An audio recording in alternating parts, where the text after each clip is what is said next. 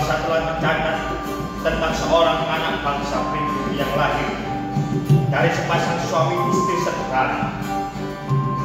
Bahkan bisa dibilang sangat sederhana. Anak itu diberi nama Kusno. Namun konon sejak lahir si anak ini sakit-sakitan sehingga oleh bapak ibunya namanya diganti menjadi Soekarno. Dan semenjak itu Soekarno menjadi anak yang sehat dan kuat, memiliki keistimewaan luar biasa. Dia sangat cerdas walaupun terhitung masih anak-anak, namun jangkauan pikirannya sudah jauh ke depan melebihi usianya. Pada suatu hari Soekarno yang kesehariannya dipanggil dengan panggilan singkat Su, bermain sepak bola dengan beberapa temannya. Bola terbuat dari gulungan ketepuk pisang yang setengah kering, dipilih sedemikian rupa sehingga menjadi sebentuk bola. Dengan bola ketepuk itulah mereka bermain. Tentunya tidak pakai sepatu, namun permainan mereka mendadak kacau ketika beberapa anak kulit putih yang biasa disebut Sinulondo dipimpin oleh anak Belanda namanya si Robert merebut bola ketepuk itu. Dengan ketawa ketiri si Robert dan kawan-kawan mempermainkan bola itu. Soekarno bergema, katanya, "Hei Robert, jangan ganggu kami kalau kau tidak ingin dapat masalah. Hahaha. Hei, lihat, monyet ini bisa marah-marah. Hei, monyet, kau main bola tidak pakai sepatu, persis seperti monyet. Robert, sekali lagi aku peringatkan, kembalikan bolanya. Jangan ganggu kami, atau kau akan dapat masalah. Memangnya kau berani melawanku? Hah? Aku Soekarno tidak pernah punya rasa takut apalagi terhadap kau, bangsa setan."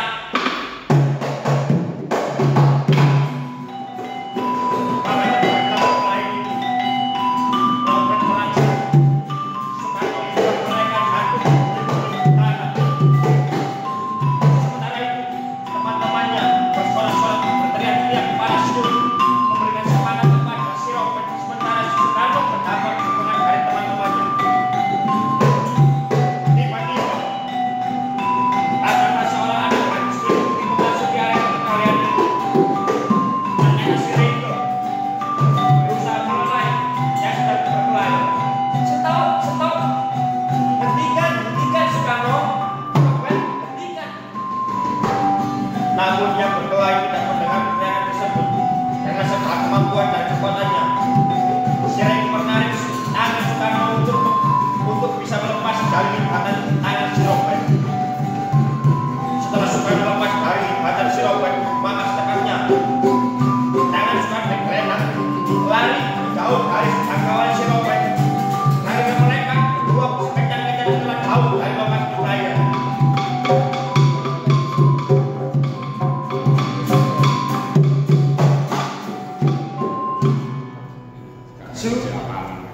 Coba periksa, apakah kau terluka? Enggak apa-apa kok, hanya pakaian saja yang kotor. Kenapa sih engkau selalu bertengkar dengan si Robert dan kawan-kawan? Mereka selalu merendahkan kami sebagai bangsa pribumi. Mereka penjajah, mereka jahat. Oh, Su, apakah kau juga membenciku?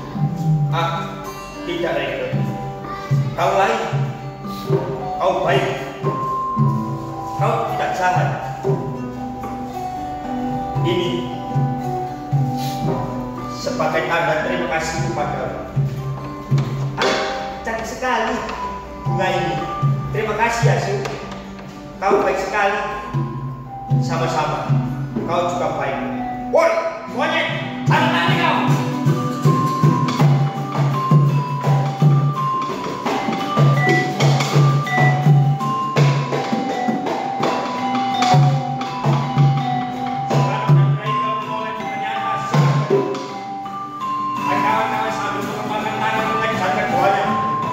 Sambil teriak-teriak, maka dengan tergesa-gesa itu mengajak lari.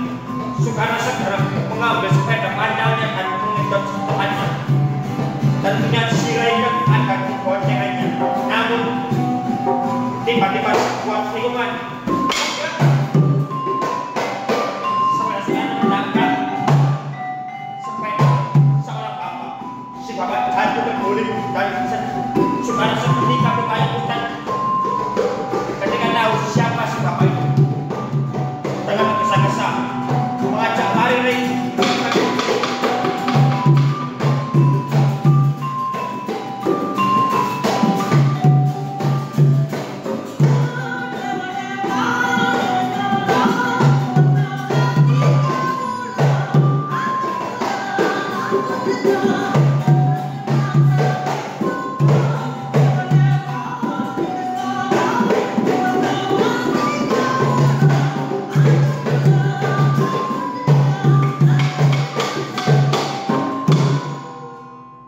Sebuah rumah yang sangat sederhana, seorang ibu-ibu menyambut suaminya yang baru pulang kerja. Terkejut si ibu itu melihat suaminya pulang dengan kaki agak pincang. Pak, kenapa Pak? Tak apa-apa kok Bu, aku kerja tadi. Tapi baju bapak sobek. Kok bisa begini toh Pak? Ya namanya juga segala musibah Bu. Busuk Kemi masuk ke dalam dan keluar lagi sambil membawa segelas air minum. Segelas botol segera diberikan kepada Pak Sempeni. Saat meminum air itulah tiba-tiba Soekarno masuk dan lanjut bersujud mendekap kaki bapaknya sambil memohon ampun, membuat ibunya kaget sekali dan bingung. Ampun Pak, saya mohon ampun Pak. Ini apa? Ada apa? Hei Su, ada apa itu? Pak, ada apa dong? Tanya sama anak. Anak tidak bagus. Ini apa toli? Wis, ojo nangis. Ayo bangun. Soekarno bangun dan duduk depan bapaknya. Saya yang menabrak Bapak hingga Bapak terluka. Maafkan saya Pak, katanya sambil menunggu dan pusat air mata. Su, dengarkan kata Bapak. Bapak dan ibumu tidak pernah membatasi atau melarang kamu bergaul dengan siapa saja. Artinya, kau boleh bergaul, berteman tanpa melihat suku, ras, dan agama. Namun, kamu harus tahu bahwa kalau ingin menjadi seorang besar sebagaimana cita-citamu, kamu harus belajar dan belajar. Jangan kau sia-siakan kesempatan yang kamu peroleh saat ini. Tidak semua anak pribumi bisa sekolah seperti engkau. Maka kamu harus fokus, tidak boleh main-main. Sekali melenceng, maka hilanglah cita-cita itu. Jauh panggang dari keberhasilan bukan untuk Bapak atau Ibu, namun untuk dirimu sendiri dan bangsamu kelak kemudian hari. Yeling, dawuh Bapak, sinau sing kempeng dan jangan lupa sholat, selalu mohon ridho dan pertolongan kepada Allah Ta'ala.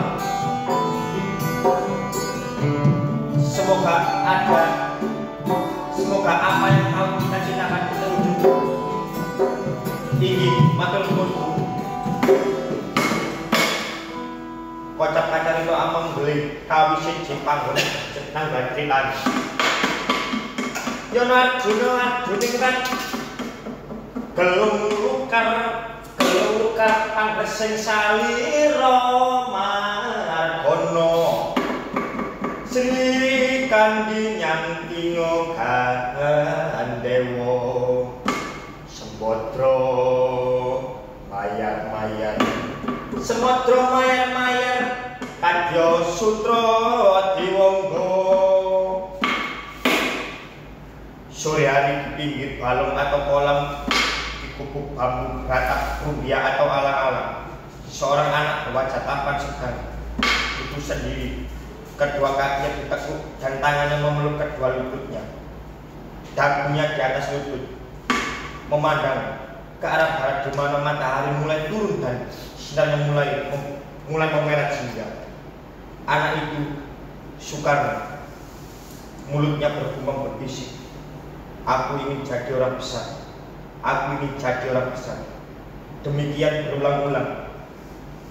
Anak itu terkejut tatkala ada yang menepuk pundaknya.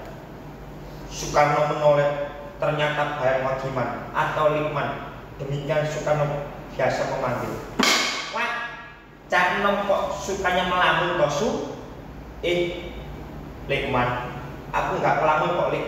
Lah kuwi mak ketok bengong apa gak ngelamun? Galik, aku sedang merenungkan mimpi Lik. Bedanya apa ngelamun sama mimpi, Su? Dengan merencanakan sebuah cita-cita dan beda, Lik. Nek ngelamun itu menghayal, Lik. Lah kalau mimpi itu sama dengan merencanakan sebuah cita-cita. Gantungkan mimpi dan cita-citamu setinggi langit. Gitu. Ya wes, ya wes. Terus apa cita-citamu, Su? Dengan wajah yang serius dan mengepalkan tangan. "Aku ingin jadi orang besar, Lik." Bagus itu, Su, bagus. Tapi apakah kamu tahu apa itu orang besar dan bagaimana cara untuk menjadi orang besar itu? Orang besar itu ya orang terkenal atau pemimpin, Lik. Ngene ya, Lik. Likman ini orang bodoh, gak pernah sekolah, hanya dulu pernah ngaji kepada Pak Ustadz bahwa konsep kepemimpinan menurut Islam itu adalah sebagai berikut. Sidik artinya benar, amanah artinya dapat dipercaya, fatonah artinya cerdas. Sikap kepemimpinan juga harus dilandasi dengan rasa tanggung jawab yang tinggi, dengan mendahulukan kepentingan orang banyak dan berbuat baik kepada setiap orang, bahwa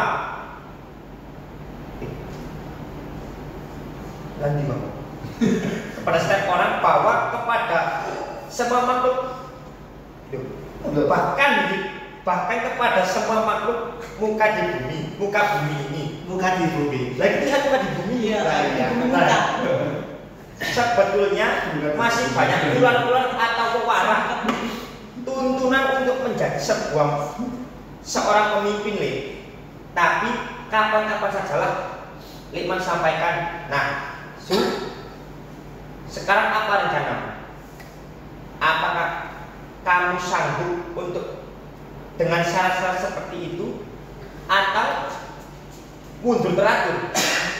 Likman, aku tetap bertekad ingin menjadi orang besar, seorang pemimpin besar, dan sekarang sampai dengarkanlah sumpahku.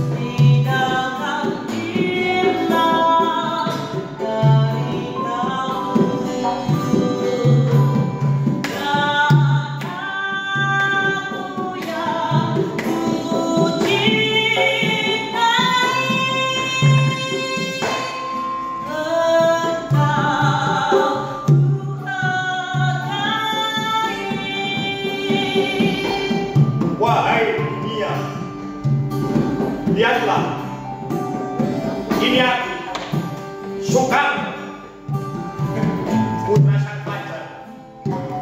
Akulah